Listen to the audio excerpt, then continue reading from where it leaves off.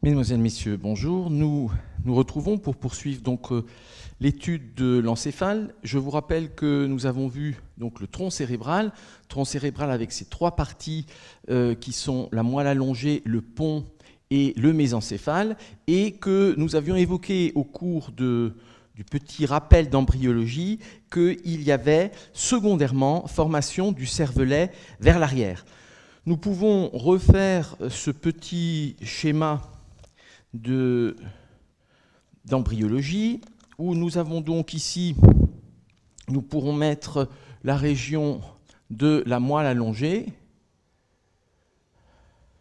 qui correspond donc à la vésicule myélencéphalique, puis en dessous, nous avons la moelle spinale, puis nous avons la vésicule métencéphalique,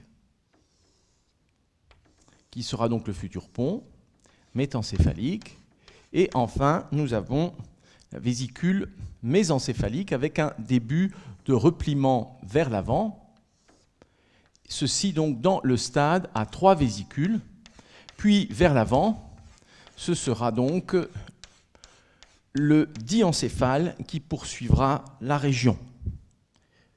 Ici, le diencéphale qui est dirigé vers l'avant, donc de manière antéro-postérieure.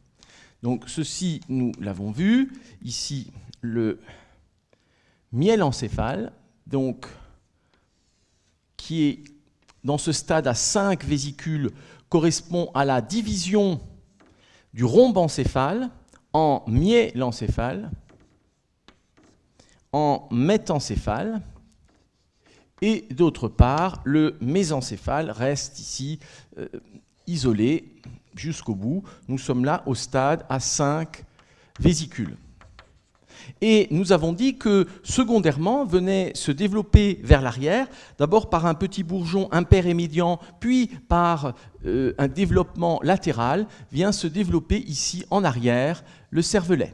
Donc c'est un bourgeon qui est au départ limité et qui va grandir progressivement. Ce qui est intéressant et que nous réévoquerons tout à l'heure, c'est que une fois de plus, nous retrouvons ce grand principe que l'ontogénèse résume la phylogénèse, et effectivement, ce cervelet va apparaître au fur et à mesure de l'évolution des espèces, et au départ, chez les vertébrés, le cervelet est extrêmement réduit, ce sont donc les poissons, moitié des vertébrés, puis ensuite, lorsqu'on passe sur Terre, d'un point de vue terrestre, les tétrapodes, le cervelet va commencer à se développer, et enfin, il se développera tout particulièrement chez les oiseaux et les mammifères, et nous en redirons un mot tout à l'heure. Nous pouvons ici faire aussi un petit rappel d'un schéma que nous avons donc fait, qui est celui d'une coupe sagittale chez l'adulte, donc ici chez l'embryon. À présent ici chez l'adulte, nous allons faire un petit rappel avec ici donc la région de la moelle allongée, puis c'est le pont qui est fortement saillant vers l'avant, séparé par le sillon bulbopontique, puis ensuite c'est la région mésencéphalique, plus particulièrement c'est la région de la fosse optopédonculaire, et nous l'avons déjà dit, ce n'est pas du mésencéphale au milieu, mais c'est du diencéphale, c'est la face inférieure de l'hypothalamus. Puis nous pouvons représenter ici le canal central, avec vers l'arrière la région du bulbe fermé, puis c'est le bulbe ouvert, et vers le haut, nous trouvons la région donc de la lame tectale, l'aqueduc du mésencéphale et l'élargissement du 4e ventricule. Nous trouvons la commissure postérieure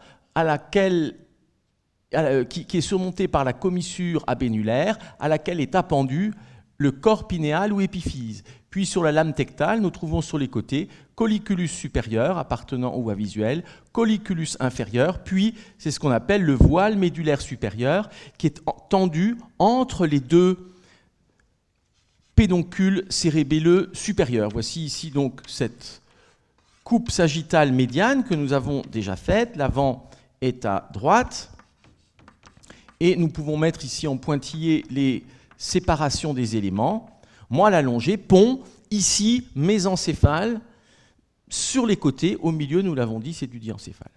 Et nous pouvons maintenant voir que le cervelet, nous l'avons déjà évoqué avec le quatrième ventricule, que le cervelet vient se placer en arrière, et nous voyons ici une structure qui sera une structure impaire et médiane, qui va correspondre au vermis du cervelet, comme nous allons le redire. Voici ici donc la coupe de ce vermis, qui va présenter, et nous y reviendrons, un certain nombre de replis, de sillons et fissures, nous y reviendrons, ici très schématiquement. Voici ici ce cervelet. Nous avons vu, donc nous sommes là dans la substance cérébelleuse, nous avons vu qu'il existait un cortex, nous l'avions évoqué qu'il existait un cortex cérébelleux, nous y reviendrons également. Donc en périphérie, ici c'est une nouveauté, il y a une couche de substance grise, nous y reviendrons avec la structure interne. Voici ici donc ces éléments, c'est pour reprendre ce que nous connaissons, et ce cervelet est réuni sur les côtés, à droite et à gauche, est réuni au tronc cérébral par 3 pédoncules cérébelleux de chaque côté, inférieur, moyen et supérieur. Nous pouvons ici, toujours pour reprendre ce que nous avons déjà vu, bien placer la pimère qui tapisse le système nerveux central, qui est accolé ici au tronc cérébral, fosse optopédonculaire, pont, face antérieure de la moelle allongée ou bulbe, puis c'est ici la pimère qui tapisse la lame tectale, les colliculus sur les côtés, qui tapisse ensuite le voile médulaire supérieur et qui tapisse le vermis en rentrant dans les sillons. Vermis qui est particulièrement plissé, nous en redirons un mot. Voici donc ce cervelet qui est placé à l'arrière du tronc cérébral. Et nous pouvons rappeler, ici je suis allé un tout petit peu trop loin, nous pouvons rappeler qu'il existe ensuite donc l'épendyle au centre, l'épendyle qui tapisse ici la face antérieure du canal central, puis c'est le plancher du quatrième ventricule que nous avons évoqué, ici poursuite avec le plancher du troisième ventricule que nous verrons par la suite. Nous sommes là sur l'épendyle qui tapisse la paroi postérieure de l'aqueduc du mésencéphale, et puis qui vient tapisser ici le quatrième ventricule, qui a une forme triangulaire à la coupe. Et il y a une zone, donc, nous l'avons dit, de disparition de la substance nerveuse, et donc un accolement épendyme-pimaire qui vient former la toile choroïde du quatrième ventricule. Nous sommes là donc dans le quatrième ventricule que nous avons déjà évoqué, ceci pour faire la jonction avec les éléments suivants. Quatrième ventricule rempli de liquide cérébrospinal. Cervelet, ça veut dire petit cerveau. Petit cerveau, et en latin, c'est cerebellum. Cerebellum, petit cerveau, le cerveau lui-même, c'est cérébrum. Donc cerveau, cérébrum. Ce cervelet, petit cerveau, le terme est le même en anglais, on dit cerebellum, et ceci va donner le préfixe cerebello. En anglais, l'adjectif cerebellar, en français, c'est cervelet et cérébelleux. Au point de vue taille, c'est un organe qui pèse environ 140 grammes. Nous redonnerons quelques éléments de dimension tout à l'heure. 140 grammes, cela représente à peu près 10% de l'encéphale, puisque un poids moyen de l'encéphale est d'environ 1400 grammes. Je vous rappelle qu'il existe une très grande variabilité individuelle. On va en gros de 1000 grammes à 2000 grammes, ou 1000 cm3 de 1000 cm3 à 2000 cm3, puisqu'il y a une densité de 1 et donc une équivalence des cm3 et des grammes. Donc c'est 140 grammes ou 140 cm3. 10%, et pourtant il y a une extrême richesse, ceci parce que la surface est extrêmement plissée, et donc il y a là de nombreuses cellules, on est presque à la moitié des cellules de l'encéphale. Il y a souvent une petite confusion dans le langage populaire ou dans des livres vers le grand public entre cerveau et encéphale. En pure rigueur, l'encéphale, c'est l'ensemble du système nerveux intracrânien, tronc cérébral, cervelet, cerveau. Et le cerveau proprement dit, cérébrum, c'est le diencéphale plus le télencéphale. Et effectivement, nous avons vu sur la vue antérieure du tronc cérébral les pédoncules cérébraux. Pédoncules cérébraux, quand on les coupe, ce qui est en dessous, c'est le tronc cérébral et le cervelet. Ce qui est au-dessus, c'est le cerveau, pédoncules cérébraux. Donc, petite ambiguïté entre cerveau et encéphale, ce qui fait que parfois, quand les gens disent le poids du cerveau qui est de temps, ou le volume moyen du cerveau, ils pensent en fait au volume moyen de l'encéphale, avec le cervelet et le tronc cérébral compris. Voici pour ces éléments. Nous allons faire maintenant une coupe, une vue antérieure du cervelet, mais qui correspond à une coupe des pédoncules cérébelleux. Nous avions vu le tronc cérébral par sa face postérieure, les 3 pédoncules cérébelleux qui venaient vers l'arrière, c'est-à-dire ici vers vous quand nous avions fait le tronc cérébral, et maintenant nous allons voir ces pédoncules coupés pour voir l'ensemble du cervelet. Donc nous allons faire cette vue antérieure du cervelet, schématique, et voir qu'il existe tout d'abord une structure qui est impaire et médiane, c'est celle que nous avons placée sur la coupe sagittale, qui est le vermis. Donc premièrement, une région ici, sagittale médiane, qui, nous le verrons de nouveau, est enroulée sur elle-même à la forme d'un petit verre, d'où le nom de vermis. Donc ici, le vermis, qui est impair et médian, c'est une partie extrêmement ancienne. Et sur les côtés, nous allons trouver les hémisphères.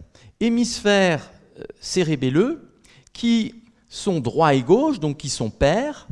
La partie supérieure de l'hémisphère cérébelleux va être globalement inclinée vers le bas et le dehors, un petit peu comme les pentes d'un toit, et ceci parce que c'est en relation au fait qu'au-dessus, nous avons la tente du cervelet que nous étudierons dans le cours sur les méninges crâniennes. Voici ici donc l'hémisphère cérébelleux droit et gauche, la partie supérieure. Nous trouvons ici donc le vermis qui est à la partie moyenne. Et nous voyons qu'il existe une profonde scissure horizontale ici, qui est à mi-hauteur du cervelet. Scissure horizontale. Puis nous allons trouver la partie suivante du cervelet qui va correspondre à la partie basse des hémisphères et du vermis sur les côtés. Et nous avons là, sur la partie basse, quelque chose qui forme quasiment, classiquement, un quart de sphère. Ceci puisque l'ensemble vient se mouler sur l'os occipital, c'est la fosse cérébrale postérieure.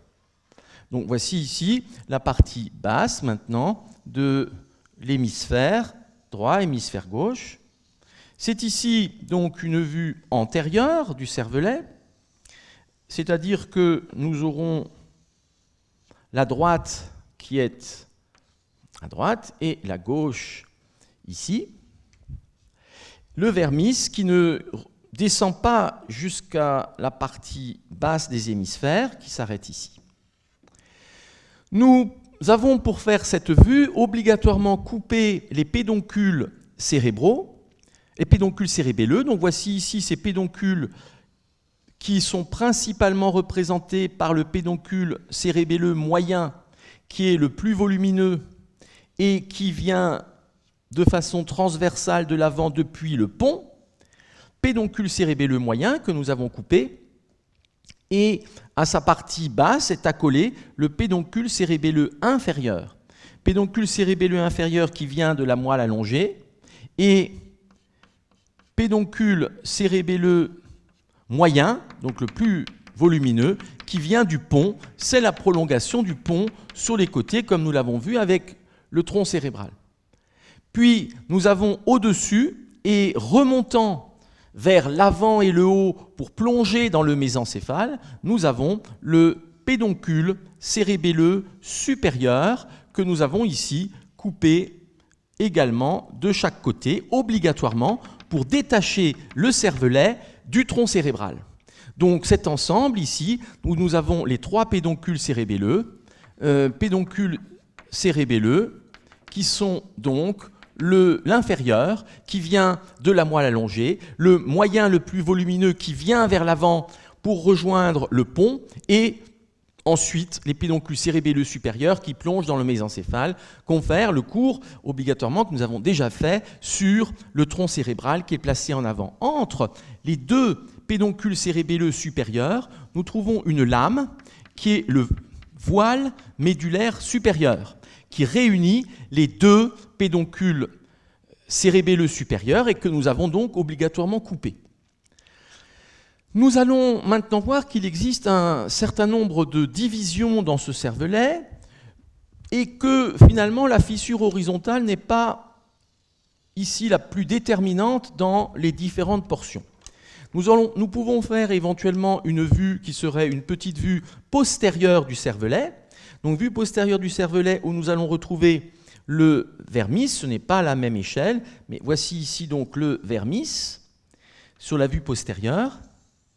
Puis nous allons trouver la partie supérieure des hémisphères qui est donc inclinée un petit peu comme les pentes d'un toit sur le côté. Puis ici la fissure horizontale ou scissure horizontale. Puis ici la partie basse de l'hémisphère de chaque côté qui, nous l'avons dit, est comme un quart de sphère venant se mouler dans la fosse cérébrale postérieure, c'est-à-dire au niveau de l'os occipital, comme nous l'avons vu dans d'autres cours, notamment sur l'ostéologie du crâne et cours sur la morphologie de la tête. Donc sous la vue postérieure, il n'y a bien sûr plus de pédoncules, les pédoncules sont tournés vers l'avant. C'est ici la face postérieure,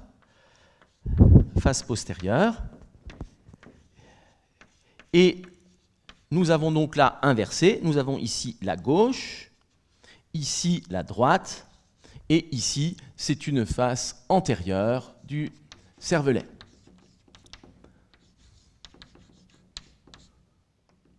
Nous allons voir qu'il existe un certain nombre de subdivisions classiques au nombre de 10 et qui sont numérotées en chiffres romains.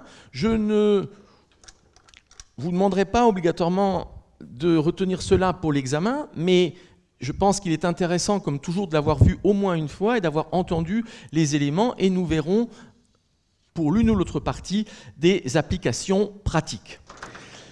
Pour voir cela, nous allons faire une coupe, refaire une coupe ici du cervelet, isolée, et coupe sagittale médiane, qui nous permettra de voir ces différentes parties.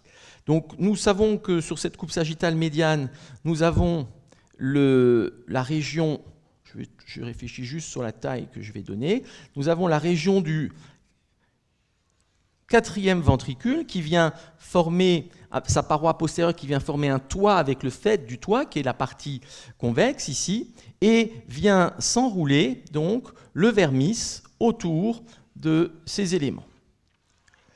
Ce vermis va présenter donc un certain nombre de portions, et nous pouvons placer donc ici le voile médulaire supérieur, et nous allons placer progressivement les contours du cervelet, sachant qu'un repère sera ici la fissure ou scissure horizontale. Nous allons pouvoir représenter ces éléments avec différentes portions qui sont au nombre donc de 10. Nous avons ici une première portion qu'on appelle le nodule. Nodule qui est juste en dessous du faîte du toit. Nodule. Puis ensuite, nous avons une portion et qui est numérotée. On va mettre le numéro peut-être d'une autre couleur, en prendre du violet, qui est le numéro 10. Je pars de là puisque phylogénétiquement, c'est le nodule qui est le plus ancien, nous y reviendrons. Puis nous avons ensuite, de manière symétrique vers le haut, une toute petite portion du cervelet qui est la région 1. Et cette région 1 est appelée la lingula. Lingula, donc petite langue, lingula.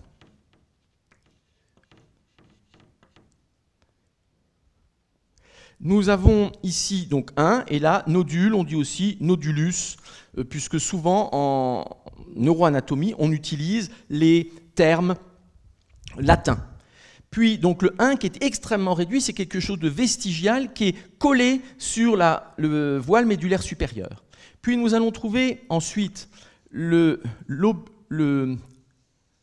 ici la région du lobe central, ou lobule central, qui va, ici donc central, qui correspond aux régions 2 et 3 accolées.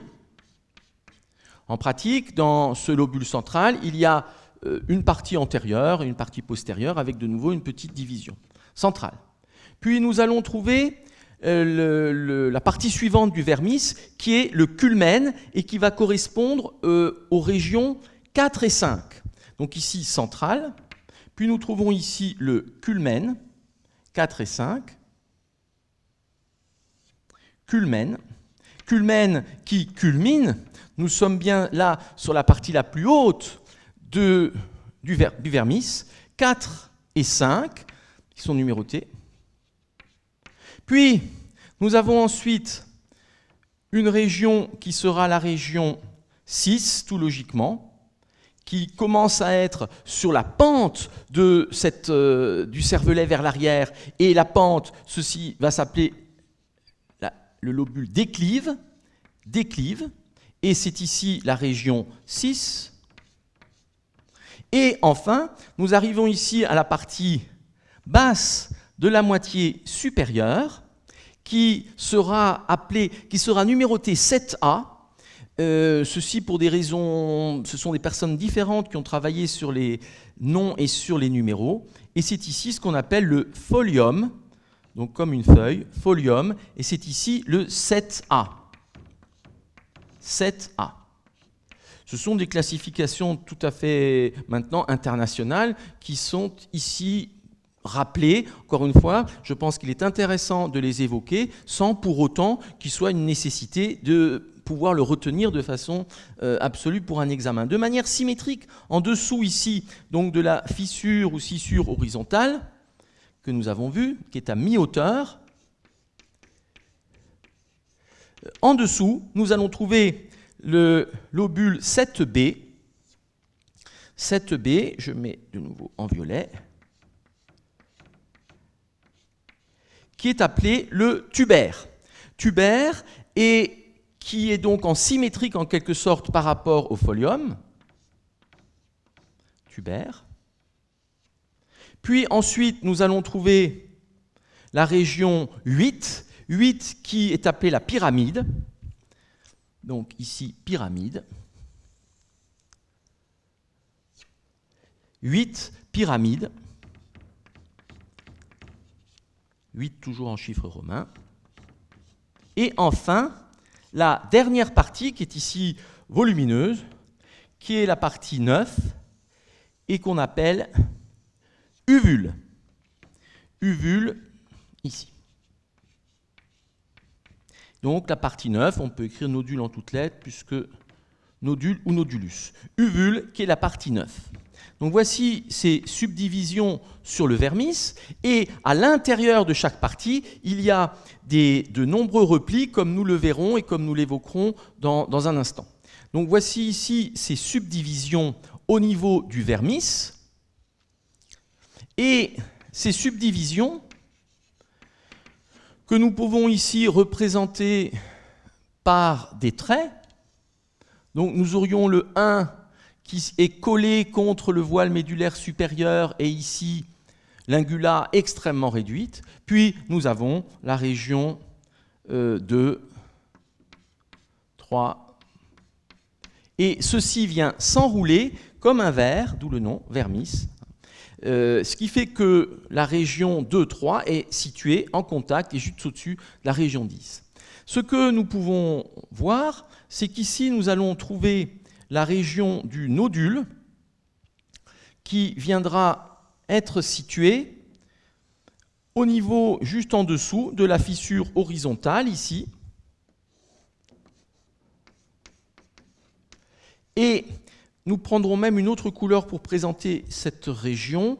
Je vais peut-être le mettre en violet. Le nodule ici, nodulus, qui correspond à la partie 10, nodule. Nous aurons, donc ici, on peut mettre 10.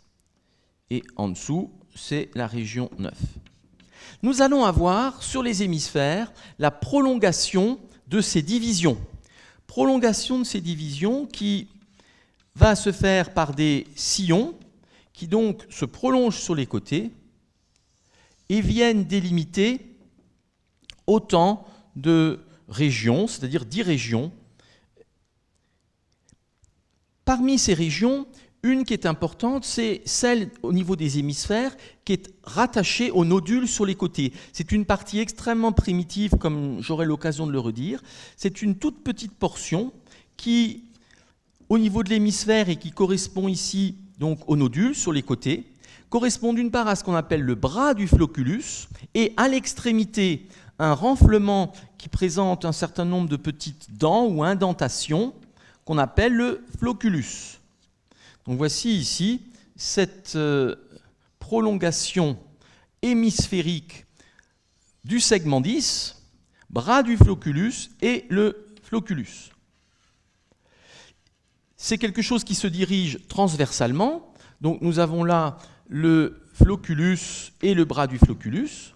Et ceci est appelé classiquement le lobe floculo-nodulaire. C'est la partie la plus ancienne du cervelet, comme j'aurai l'occasion de vous le redire. Si nous reprenons un tout petit schéma pour mettre l'angle ponto-cérébelleux, donc je vous rappelle que nous avions vu ici la face antérieure de la moelle allongée, le sillon antérolatéral, l'olive, le foramen cæcum, le sillon bulbopontique, la décussation des pyramides. Ici, le pédoncule cérébelleux moyen, la limite, c'est l'émergence du nerf 5, pédoncule cérébelleux moyen, qui vient donc plonger ici dans le cervelet que nous représentons là. Je vous rappelle que dans cet angle ponto-cérébelleux, nous avions vu qu'il y avait l'émergence au-dessus ici du nerf 6, nerf 7, le nerf 8 vestibulo-cochléaire est ici dans l'angle ponto-cérébelleux, le nerf 8, puis en dessous nous aurons l'émergence des filets radiculaires du 9, et nous voyons dans cette région, dans l'angle ponto-cérébelleux, lorsque l'ensemble est complet, nous voyons ici eh bien, le bras du flocculus et le flocculus qui apparaissent ici sur la vue antérieure, donc dans l'angle ponto-cérébelleux. Toujours dans cet angle ponto-cérébelleux, nous avons également l'émergence que nous avions évoquée du plexus choroïde, donc ceci est vrai à droite et à gauche, du plexus choroïde du 4e ventricule qui vient sortir par l'ouverture latérale et que l'on voit sur une vue antérieure ici. Donc, c'est l'angle ponto-cérébelleux. Cet angle ponto-cérébelleux est important en clinique puisqu'il y a plusieurs types de tumeurs possibles à ce niveau, notamment les neurinomes de l'acoustique, mais aussi des tumeurs épandymères qui sont plus rares ou des tumeurs cérébelleuses. Angle ponto-cérébelleux qui est un grand classique de la chirurgie, de la neurochirurgie de la fosse postérieure. Nous pourrions rappeler qu'à ce niveau, et on le verra avec la vascularisation à la fin, nous avons ici eh bien, l'artère cérébelleuse antérieure et supérieure qui vient cheminer et qui abandonne l'artère labyrinthique. Donc ici, correspondant à la région 9, l'uvule, nous avons sur les côtés une région qui va correspondre à ce qu'on appelle la tonsille, ici, donc prolongeant le 10, flocculus, bras du flocculus, prolongeant le 9, c'est ici la tonsille, tonsilla, qui veut dire, ou qui correspond à ce qu'on appelait avant l'amygdale, amygdale cérébelleuse. Le terme d'amygdale est maintenant réservé au corps amygdaloïde, c'est-à-dire au noyau qui est en profondeur de l'incus, au niveau du lobe temporal. Et le terme de tonsilla est maintenant utilisé en anatomie pour toutes les structures qu'on appelait autrefois amygdales, c'est-à-dire nous avons l'amygdale palatine, amygdale pharyngée, par exemple. Donc le terme d'amygdale est réservé maintenant à la région de l'incus au niveau du télencéphale. Le terme de tonsille, c'est toutes les autres amygdales du corps. Donc nous sommes là sur la tonsille que nous revoyons ici sur les côtés, limitée donc par un sillon. Nous sommes là sur la tonsille cérébelleuse.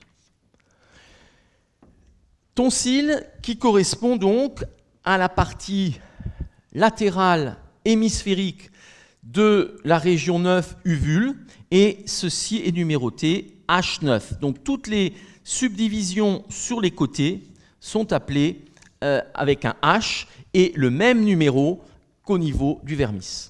Donc nous aurons des prolongations depuis la région de la lingula, où nous aurons ici 1, et sur les côtés, nous aurons H1 qui va correspondre au frein de la lingula. Frein de la lingula.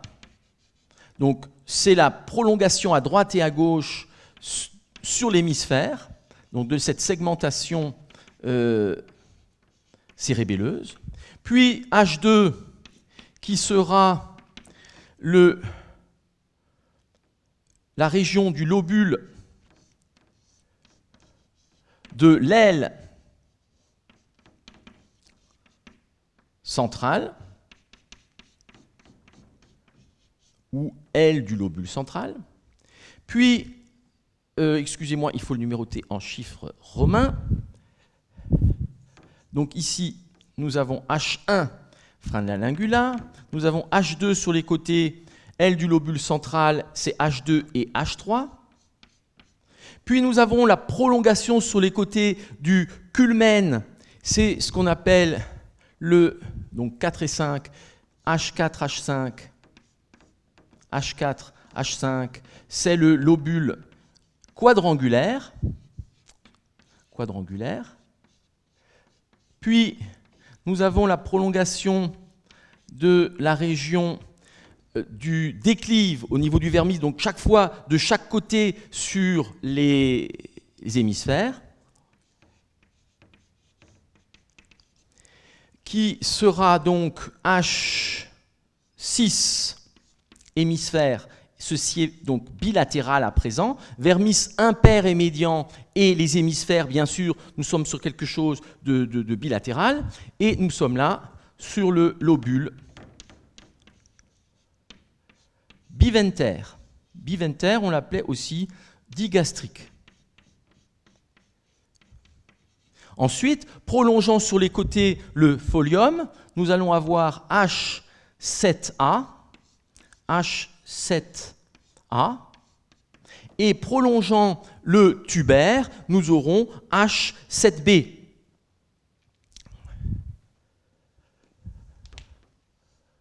H7A, lobule semi-lunaire, H7B sur les côtés,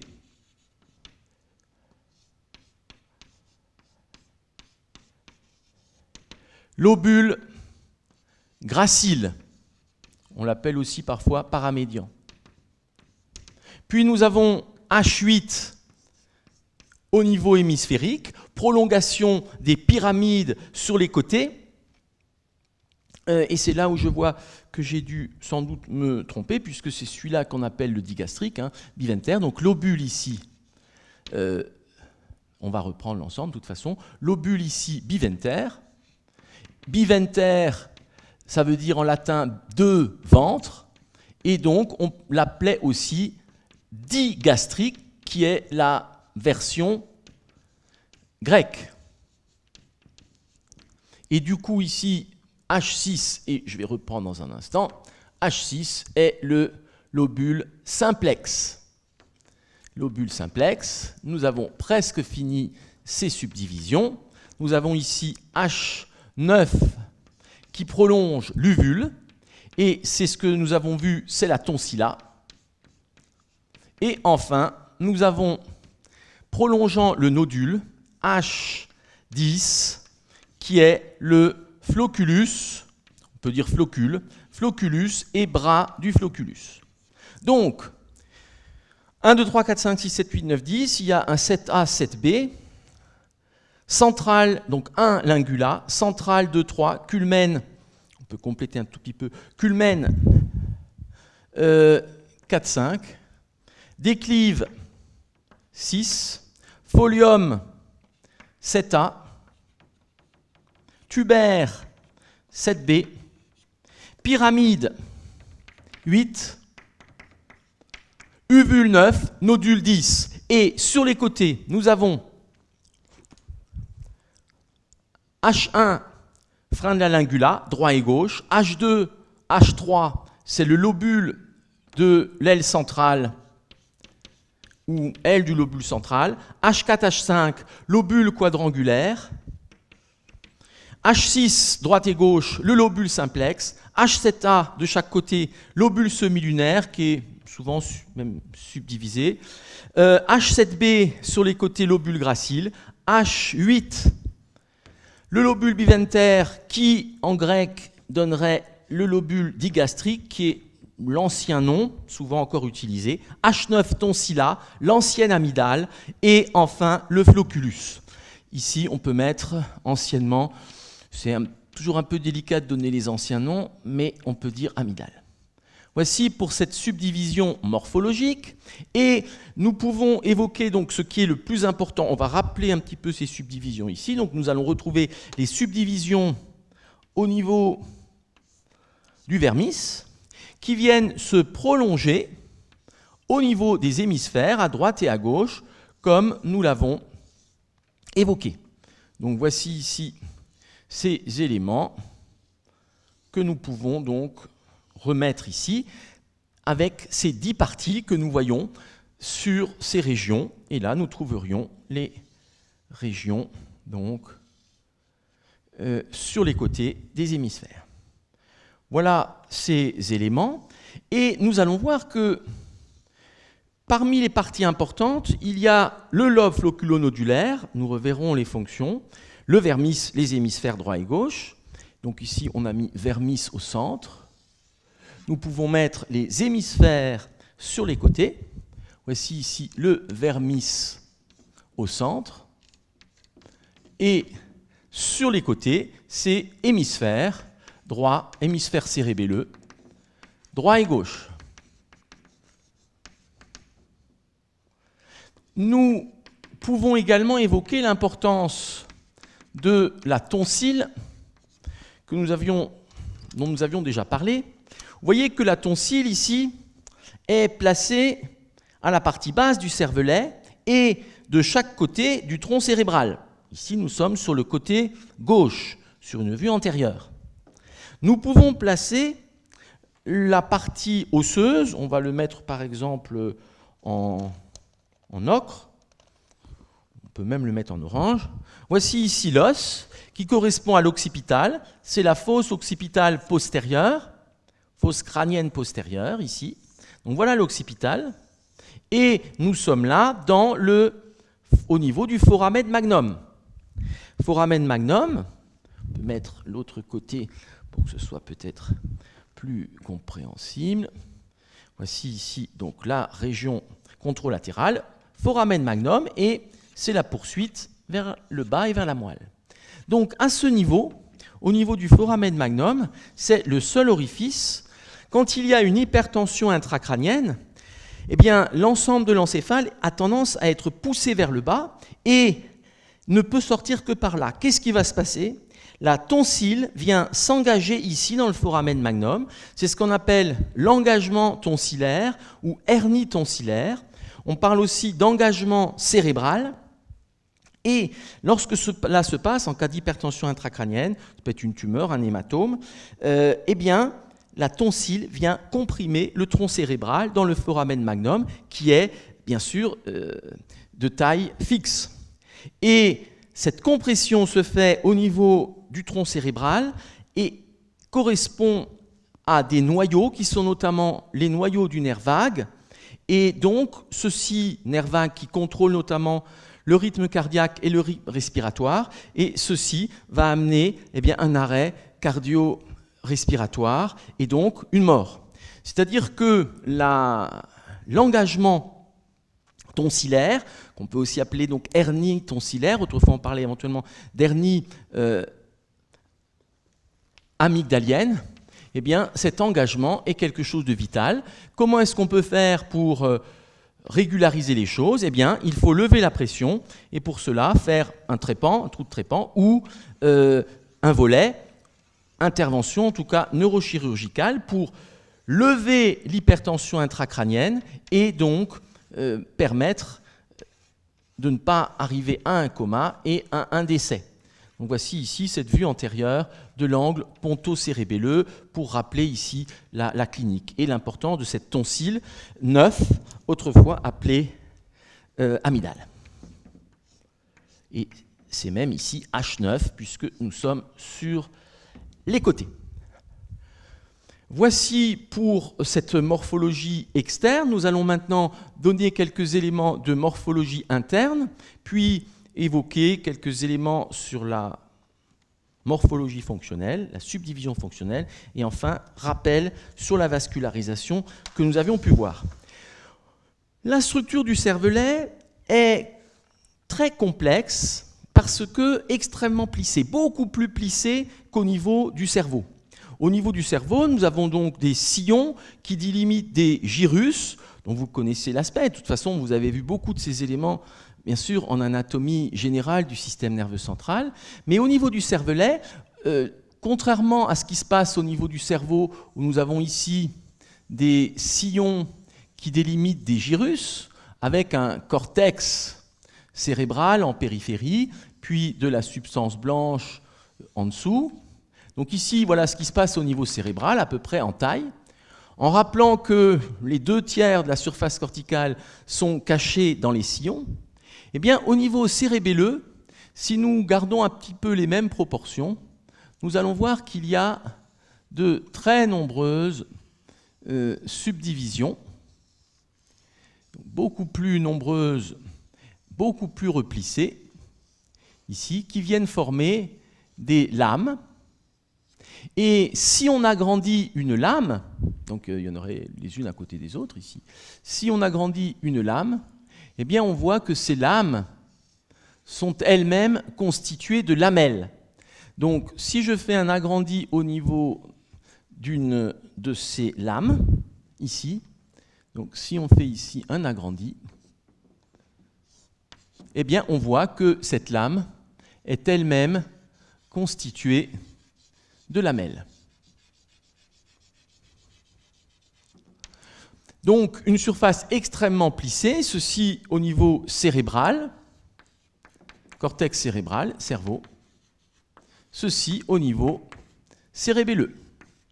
Donc, nous avons des lames qui sont constituées de lamelles. Il y a environ 600 à 800 lamelles. 600 à 800 lamelles, environ 60 à 80 lames, et nous avons vu les segments qui sont au nombre de 10, 10 numérotés de 1 à 10 en chiffres romains, segments du vermis, segments des hémisphères à droite et à gauche. Donc, une surface extrêmement plissée, et particularité, contrairement à ce que nous avons vu jusqu'à présent, au niveau de la moelle spinale et au niveau du tronc cérébral, c'est la structure du tube neural primitif, c'est-à-dire que nous avons la substance grise au centre et la substance blanche en périphérie. Ici, nouveauté, nous allons voir apparaître une couche de substance grise périphérique qu'on appelle le cortex cérébelleux, donc extrêmement étendu puisqu'il y a tous ces replis, que vous avez vu, vous verrez également bien sûr en histologie. Cortex cérébelleux qui est très particulier avec 3 couches et notamment ces cellules très caractéristiques qu'on appelle les cellules de Purkinje qui sont donc ces cellules des 3 couches du cortex cérébelleux qui sont extrêmement caractéristique, cellule de Purkinje. Cortex veut dire en latin écorce, c'est bien une écorce, c'est une nouveauté. Cette couche de substance grise périphérique va pouvoir faire un relais de traitement d'informations extrêmement puissant. Pour voir la structure interne, nous allons ici faire une coupe axiale de la région, avec ici la région du pont, le sillon basilaire, et partant vers l'arrière, nous avons les pédoncules cérébelleux moyens qui viennent s'enfoncer dans le cervelet que nous représentons à présent ici. C'est une coupe horizontale moyenne, c'est-à-dire que ça ne correspond pas à un niveau précis, c'est quelque chose pour indiquer la structure et non pas précis. Donc c'est une combinaison, on va dire, de différents niveaux, mais ceci permet de retrouver les éléments à tous les niveaux de coupe. Voici ici donc ce cervelet sur une coupe axiale, coupe transversale, coupe horizontale, schématique, je reprends, coupe horizontale. Et nous trouvons donc vers l'avant le pont, le sillon basilaire, les pédoncules qui plongent dans le cervelet. Ce cervelet en périphérie aura un cortex que je vais d'ailleurs mettre en bleu maintenant, et qui va présenter ce cortex cérébelleux, eh bien, les différents plis que nous avons évoqués, puis des lames, puis des lamelles. Donc c'est une structure extrêmement replissée et tout à fait caractéristique lorsqu'on regarde eh bien, une coupe de cervelet. Le cortex apparaît toujours rosé par rapport à la substance blanche. Pourquoi? Parce que le cortex est très richement vascularisé, nombreux capillaires, puis sur une coupe fixée, ce sera un aspect plutôt brun par oxydation, donc des pigments sanguins. Mais donc une couleur rosée alors que la substance blanche est blanche. Il y a plusieurs techniques pour faire apparaître en coloration le cortex, notamment des techniques au sulfate de cuivre qui sont en bleu ou des colorations en noir, par exemple, de type argentique. Voici ici donc ces replis extrêmement nombreux avec les lames et lamelles sur toute la surface du cervelet que je représente ici tout à fait schématiquement. Donc voici en périphérie du cervelet le cortex cérébelleux. Puis nous allons trouver au centre eh bien, des noyaux qui sont des noyaux cérébelleux qui sont au nombre de 3 groupes. Je représente ici juste le cortex cérébelleux sur une moitié. Sur l'autre, je vais simplifier. Cortex cérébelleux. Donc nous allons trouver 3 groupes de noyaux qui vont être droit et gauche, donc qui sont pairs et qui sont en profondeur de la substance cérébelleuse. Vers l'avant, pour compléter les éléments, nous sommes ici dans le pont et à l'arrière du pont, nous allons trouver le plancher du 4e ventricule. Puisque ce 4e ventricule, le plancher, c'est bulbe, moelle allongée ou pont, et le toit, ici vers l'arrière, c'est bien le cervelet. Donc nous sommes là dans le 4e ventricule qui est tapissé d'épendymes, dont nous avons vu la paroi antérieure, dont nous avons vu la paroi postérieure.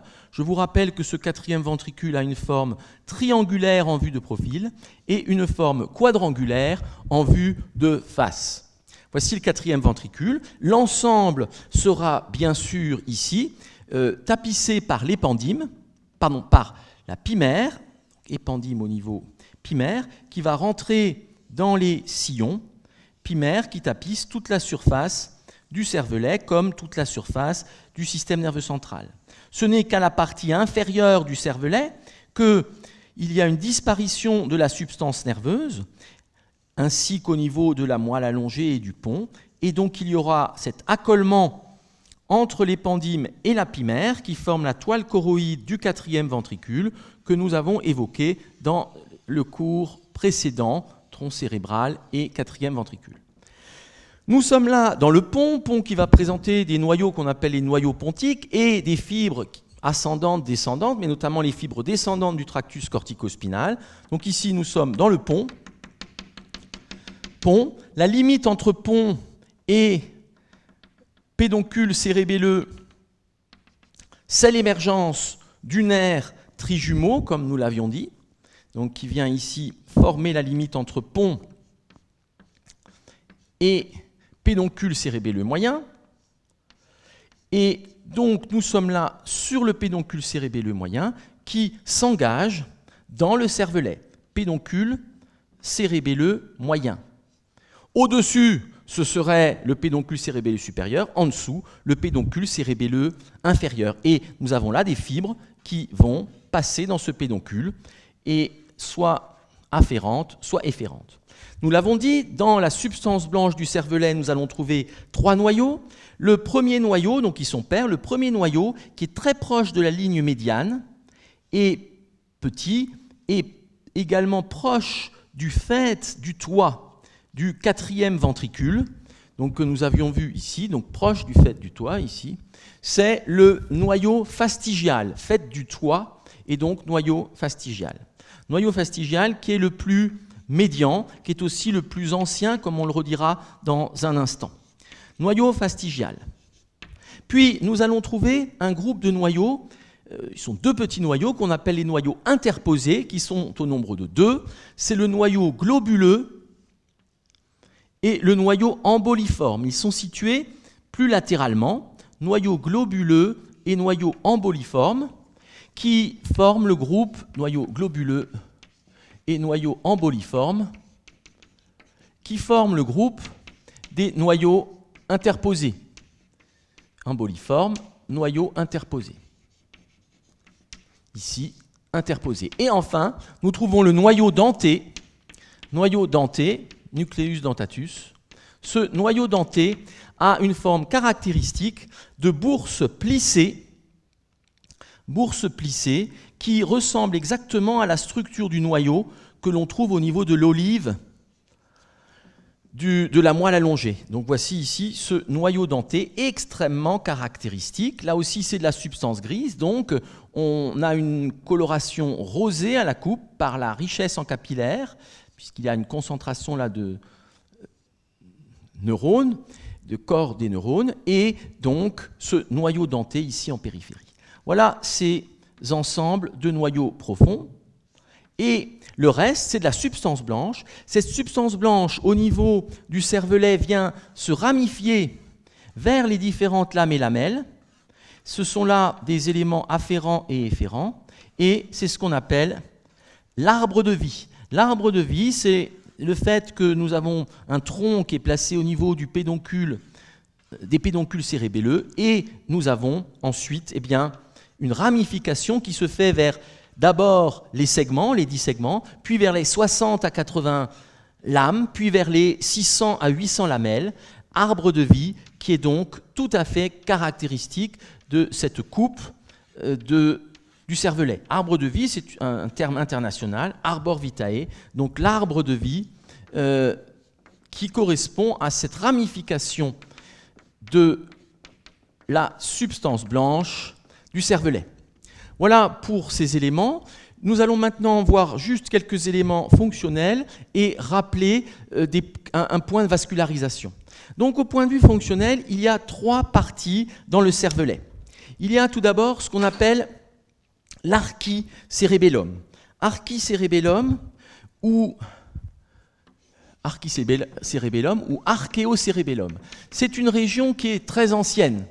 Région très ancienne qui correspond à des connexions avec le système vestibulaire, c'est-à-dire système de l'équilibration, connexion avec l'organe vestibulaire, avec les noyaux vestibulaires que nous avions évoqués avec le plancher du 4e ventricule, et on parle aussi de vestibulocérébellum.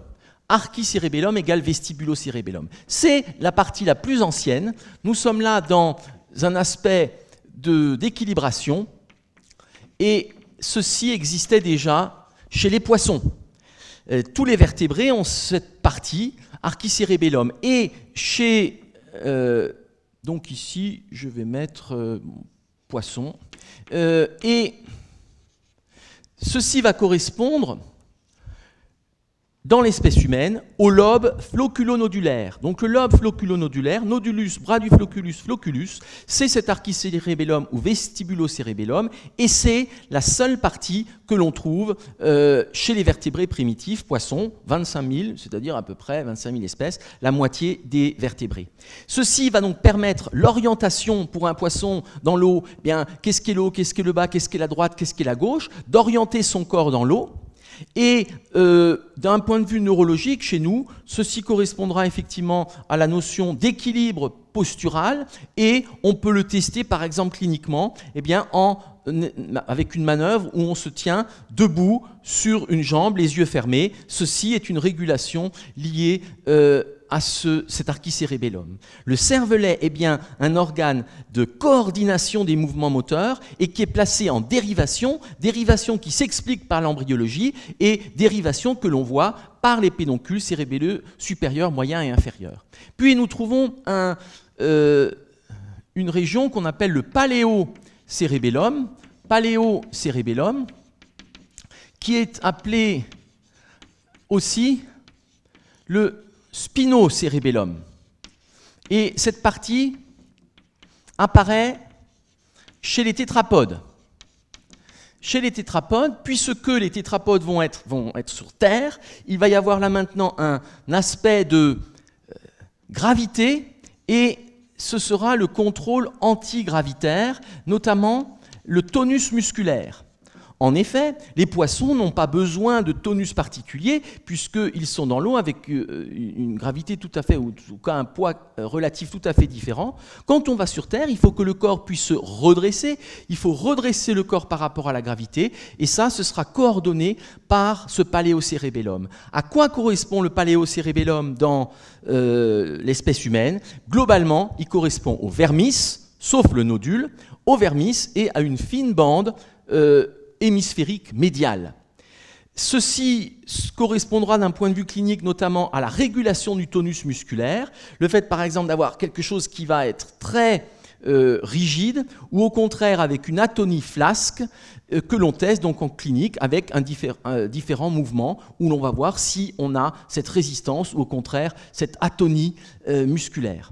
Et enfin, la dernière partie sera le néocérébellum. Comme son nom l'indique, c'est bien là quelque chose qui a une signification phylogénétique, archi-paléo-néo, ce néocérébellum, qu'on appelle aussi le pontocérébellum, parfois le cérébrocérébellum, eh bien, caractérise les oiseaux et les mammifères.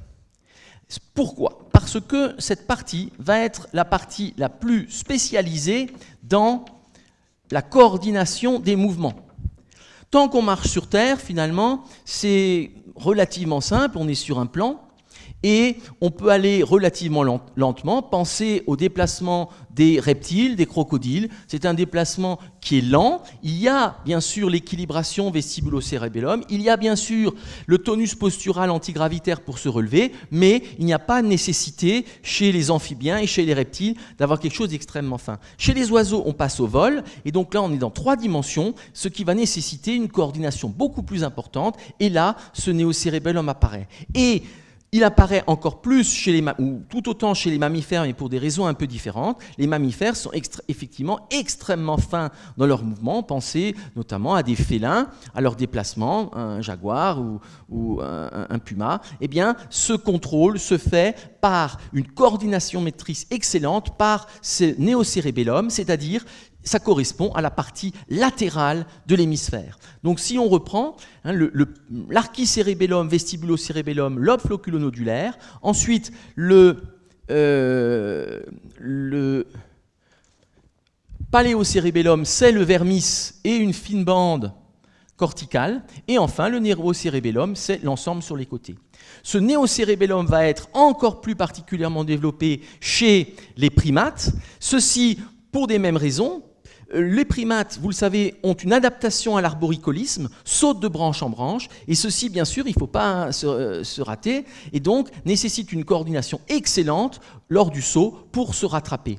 Et le cerveau humain a hérité de cela d'un point de vue phylogénétique, donc on a effectivement un cervelet qui est particulièrement développé et qui nous permet une adresse fine. Alors, ce néocérébellum va permettre la coordination de mouvements fins et rapides. Et par exemple, en clinique, on peut l'explorer par la manœuvre doigt-nez. Donc très rapidement, on va rapprocher le doigt du nez. Quand on a une lésion du néocérébellum, eh bien, nous aurons quelque chose qui va errer pour arriver au lieu. Donc qui va soit taper à côté, mais surtout à un moment donné qui va osciller. Un autre exemple en clinique, c'est le mouvement classique des marionnettes. Ce mouvement-là n'est quasiment pas conscient. Vous arrivez là à coordonner cela par le néocérébellum sans que ça remonte obligatoirement jusqu'au cortex et à la conscience. Donc ce sont là bien sûr des aspects très importants en clinique, en neurologie, et que vous reverrez. Il y a d'autres manœuvres possibles. De nouveau, un émitron cérébral, et nous rajouterons l'ombre du cervelet que nous étudierons dans la prochaine heure. Nous retrouvons ici donc le sillon bulbopontique, l'élargissement ici du bulbe, le sillon, la fissure médiane antérieure, l'obex ici. Nous trouvons le sillon antérolatéral. Nous trouvons la décussation des pyramides, croisement de fibres. Nous trouvons l'olive, sillon préolivaire, sillon rétro-olivaire. Puis nous trouvons ici la région du sillon ponto-mésencéphalique. Et c'est la prolongation par le pédoncule cérébelleux moyen. Nous trouvons au niveau du pont le sillon basilaire. Puis nous voyons les pyramides du pont qui sont fortement convexes et avec des fibres transversales qui se prolongent vers le pédoncule cérébelleux moyen. Puis nous avons ici l'écartement du pédoncule cérébral qui nous mène en avant vers les voies optiques, visuelles. Ici, nous avons le chiasma optique, le nerf optique, le tractus optique de chaque côté. Nous reverrons cela avec la base du cerveau. Voici ici le bord médial du tronc du pédoncule cérébral. Et dans l'écartement entre les pédoncules, nous avons donc la fosse ou losange interpédonculaire qui n'appartient pas au mésencéphale, avec ici les reliefs que nous avons évoqués, c'est-à-dire les corps mammillaires droit et gauche, le tubaire, la tige de l'hypophyse que nous avons coupée, nous reverrons cela avec le diencéphale, substance perforée latérale, substance perforée postérieure. Nous allons ici prolonger par les contours du cervelet que nous étudierons par la suite. Donc ce cervelet va nous présenter ici, va être très important au point de vue taille. Nous allons trouver ici la partie supérieure du cervelet, qui apparaît ici relativement pentu, oblique vers le bas. Donc là, c'est juste les contours de ce cervelet, que nous reverrons tout à l'heure, au prochain cours. Et puis ici, la partie inférieure du cervelet, qui est presque en forme de quart de cercle, que nous voyons ici. Donc ce sont juste les contours du cervelet, et plongeant dans le cervelet, ici, nous avons le pédoncule cérébelleux moyen. Nous pouvons rappeler la jonction ici entre le pédoncule cérébelleux moyen et le pont qui correspond à l'émergence du 5. Nous pouvons rappeler rapidement l'émergence du 6, l'émergence du 7, le nerf 8 vestibulo-cochléaire dont nous pourrons avoir besoin, le nerf 9 ici, puis le 10. Nous pouvons mettre le 4 qui contourne le pédoncule cérébral et nous pouvons mettre ici le nerf 3, nerf oculomoteur. Alors cette vascularisation, et nous pourrons en redire quelques mots aussi avec le cervelet, cette vascularisation va venir des artères vertébrales. Nous présenterons un côté même si nous aurons besoin éventuellement de citer l'autre côté. Artères vertébrales qui naissent au niveau cervical, j'en redirai un mot avec la synthèse avec le cervelet. Ces artères vertébrales, droite et gauche, remontent au niveau de la colonne vertébrale cervicale et passent par le foramen magnum et vont converger, les artères vertébrales droite et gauche, convergent ici vers la ligne médiane et convergent vers le sillon bulbo-pontin ou bulbo-pontique. Voici ici ces artères vertébrales droite et gauche. Elles sont asymétriques, il peut même parfois y avoir une artère vertébrale d'un côté qui est aplasique, il y a une grande variabilité.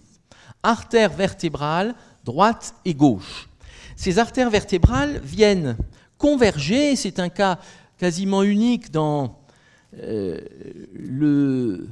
l'économie humaine, viennent converger pour fusionner et former un tronc unique qu'on appelle l'artère basilaire. Cette artère naît en regard du sillon bulbo-pontique. Voici ici cette artère basilaire qui chemine au niveau de la gouttière du pont, qui est donc la gouttière basilaire que nous avons évoquée. Artère basilaire avec de nombreuses variations. Cette artère basilaire, on dit parfois aussi tronc basilaire, vient se diviser au-dessus du sillon ponto-mésencéphalique en deux branches, artère cérébrale postérieure, droite et gauche, que nous reverrons avec la vascularisation de l'encéphale. Artère cérébrale postérieure, droite et gauche, qui sont des artères volumineuses. Artère cérébrale postérieure. Donc voici ici cet ensemble, tronc basilaire qui est important puisqu'il vient de la réunion des deux artères vertébrales, droite et gauche. Donc un système ici très particulier, c'est ce qu'on appelle le système vertébro-basilaire. Nous avons les artères vertébrales, puis nous avons le tronc basilaire, impair et médian, qui vient se terminer en deux branches, qui sont les artères cérébrales postérieures. Eh bien, tout naturellement, les artères du tronc cérébral et du cervelet vont naître de cet ensemble. Nous allons trouver des branches qui vont être, d'une part, relativement courtes, qui pénètrent dans le tronc cérébral. Donc ici, nous pouvons en mettre un certain nombre, donc qui vont innerver à la fois les noyaux que nous avons cités et innerver les faisceaux de substances blanches, les noyaux étant toujours plus vascularisés que la substance blanche. Les corps cellulaires ont besoin donc d'apports sanguins.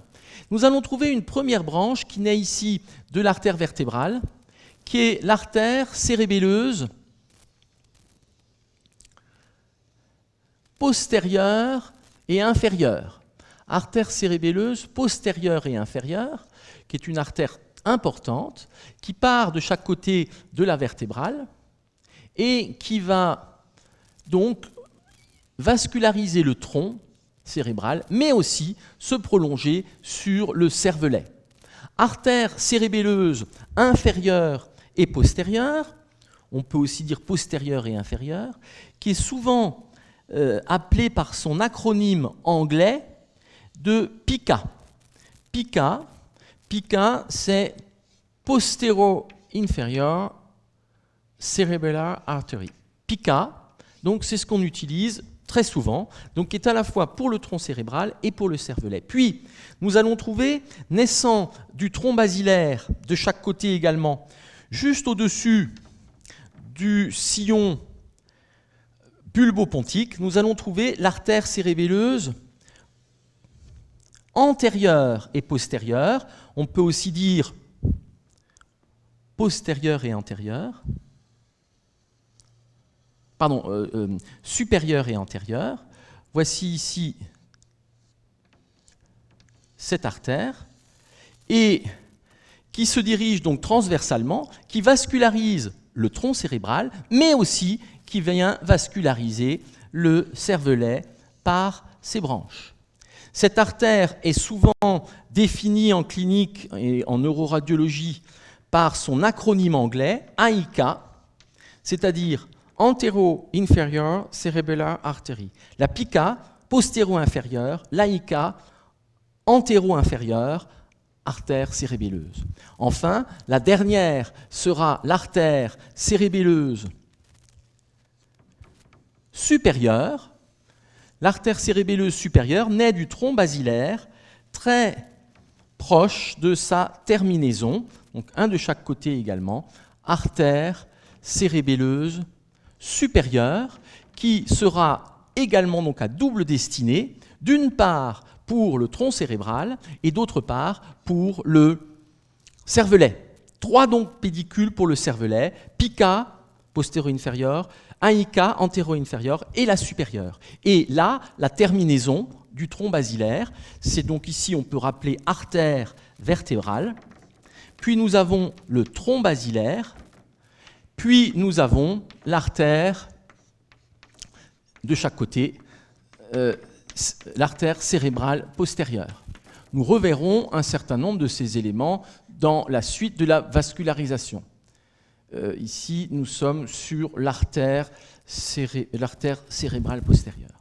Encore juste quelques petits points pour terminer ces éléments, artère cérébrale postérieure. Pour terminer ces éléments, eh bien, il y a une artère qui est importante, qui est toute fine, mais malgré tout qui a un territoire terminal et donc qui peut se boucher. Territoire terminal signifie qu'il y a donc un danger de nécrose. C'est ici une artère qui naît en général de l'AICA, c'est-à-dire qui naît en général de l'artère cérébelleuse antérieure et inférieure. Cette artère ici se dirige vers le nerf 8 et c'est ce qu'on appelle l'artère labyrinthique. Cette artère labyrinthique est très importante car si elle se bouche, eh bien, vous avez une nécrose en regard. Donc ici, l'artère labyrinthique qui est tout à fait importante.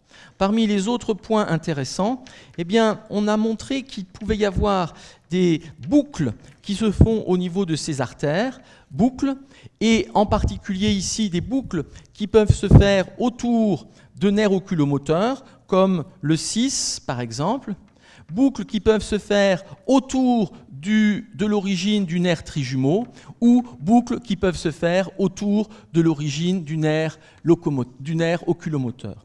Qu'est-ce que ces boucles vont faire? Ce sont des boucles artérielles qui contournent le nerf. Il y a chaque fois lors du pouls eh bien, un battement qui vient comprimer le nerf et qui peut former des douleurs ou des mouvements anormaux de l'œil, et c'est en particulier des névralgies du nerf trijumeau qui peuvent s'expliquer par ces boucles vasculaires, et c'est ce qu'on appelle notamment le syndrome de Genetta. Voici globalement pour ces éléments. Il y existe des anastomoses qui vont se faire avec les autres vaisseaux de la base du cerveau, et en particulier des communicantes que nous verrons avec l'étude de la vascularisation de l'encéphale. Je vous remercie pour votre attention et donc le cours suivant sur le cervelet et les rapports avec le tronc cérébral. Merci pour votre attention.